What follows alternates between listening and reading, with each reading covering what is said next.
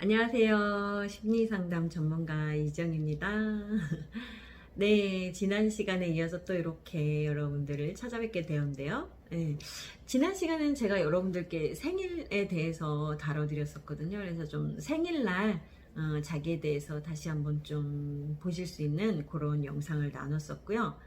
오늘도 나눌 이야기는 제목은 나는 왜 이렇게 내가 못마땅할까 라는 제목으로 여러분들과 좀 이야기를 나눠보려고 해요. 그래서 이제 지난 시간에 이야기가 제 책의 첫 장의 이야기였고요. 이거는 이제 그거에 이어서 두 번째 장의 이야기입니다. 그래서 제가 이제 저를 치유하면서, 저를 들여다보면서도 이제 저 자신에 대해서도 깨닫게 된 이제 모습이었고, 마찬가지로 이제 주변 사람들, 그리고 제가 또 페이스북을 좀 몇 년 동안 했어요. 수년 동안 하다 보니까 친구들도 많이 생겼고, 그 친구들의 이야기들을 오랜 시간 동안 또 지켜보기도 했죠. 그리고 뭐 심리 상담가이다 보니까 또 이제 저를 만나서 심리 상담을 하시는 분들의 또 이야기들을 이제 듣게도 되고요. 그러면서 이제 공통적으로 굉장히 본 안타까운 모습이 사람들이 정말 자기 자신에 대해서 못마땅하게 생각한다는, 그러니까 너무 좀 자기 자신에 대해서 비판적이고 엄격하고, 그런 모습들을 갖고 있었어요. 그래서 그런 뭐 저도 뭐 말할 것도 없고 전 완벽주의의 사람이었기 때문에 뭐 지금도 좀 그런 부분들이 여전히 많이 남아 있고요. 그러다 보니까 얼마나 자기 자신에 대해서 엄격하고 너무 무섭을 정도로 그렇게 막 딱딱하게 쳐다봤겠어요. 그래서 이제 그런 모습들을 보면서 그럼 도대체 이런 모습들은 어디서 왔을까? 왜 우리가 이런 모습들을 가지게 되었을까? 다 태어나면서부터 우리가 이런 모습을 갖지는 않았을 거란 말이에요. 그래서 도대체 이런 모습이 어디서 왔는지 굉장히 궁금했어요.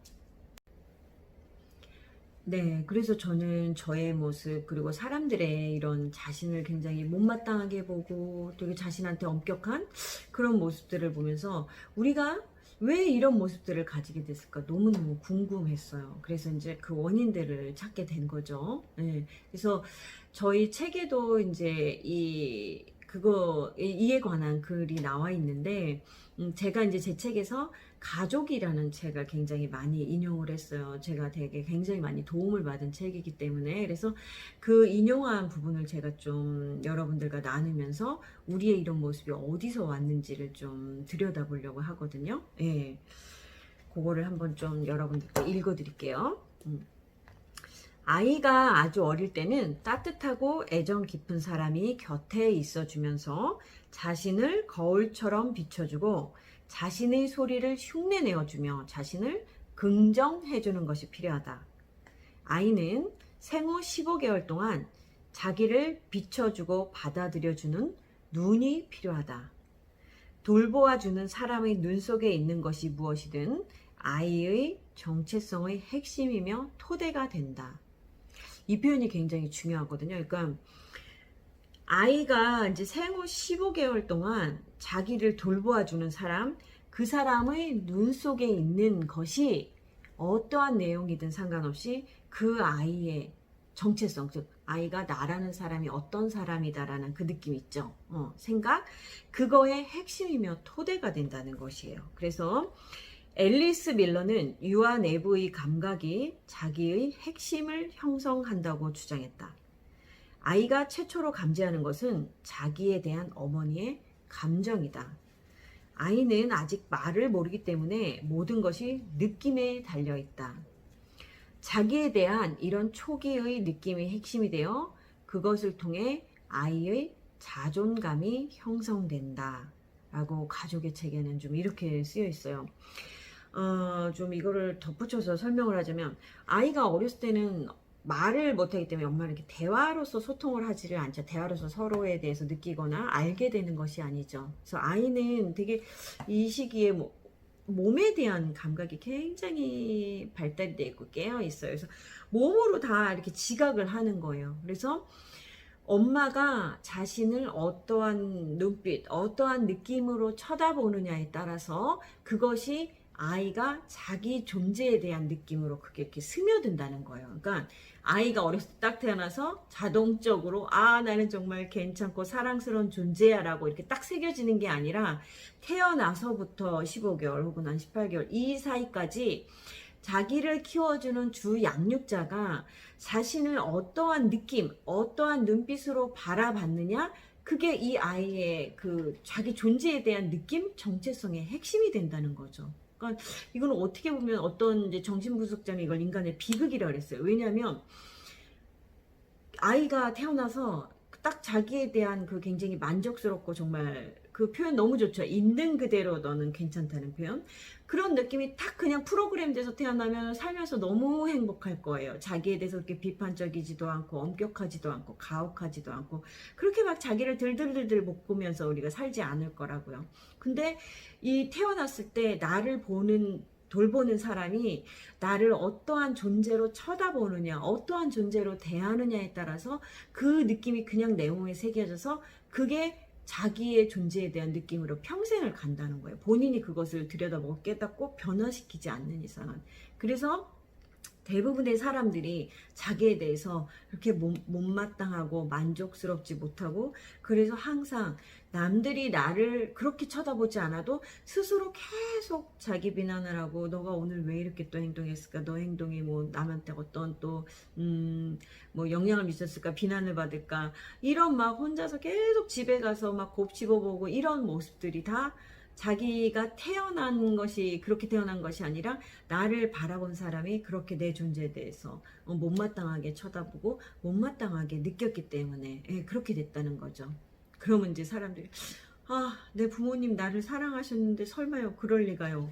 근데 이 느낌은 그게 이제 우리 부모님만 그런 것이 아니라 이게 대물림이 되는 거예요. 그래서 그 위에 또 조부모님, 그 위에 또 조상들이 자기에 대해서 어떠한 느낌을 갖고 있었냐, 자기 존재에 대해서 만족스럽고 행복했다면 아이도 당연히 그렇게 쳐다볼 수밖에 없어요. 근데 자기 존재에 대해서 부족하고 못마땅한 이런 느낌으로 자란 사람은 자기 아이를 있는 그대로 괜찮은 존재로 쳐다볼 수가 없거든요. 그래서 계속 그게 대물림이 되는 거예요. 그러니까 내 조상이 그런 자기에 대한 느낌을 갖고 있었다면 또 자기 자식을 그렇게 쳐다보면서 그런 양육 과정, 양육 방식으로 키우게 되고 그럼 또 그 속에서 자란 아이는 자기 아이를 또 마찬가지로 그렇게 키우게 되는 것이죠. 내가 부족하고 못마땅한 존재로 태어나서 길러졌는데 내 자식을 너무나 사랑스럽고 있는 그대로 괜찮은 존재로 바라볼 수가 없어요. 절대로 그럴 수가 없거든요.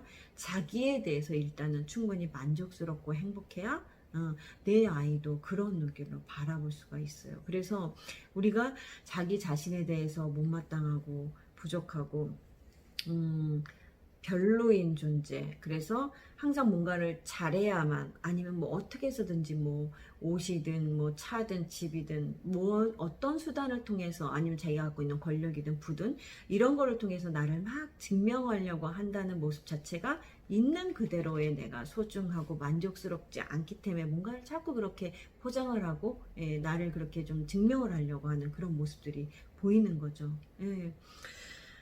그래서 이게 어떻게 보면 굉장히 인간의 비극이기도 하고 안타까운 모습이기도 해요.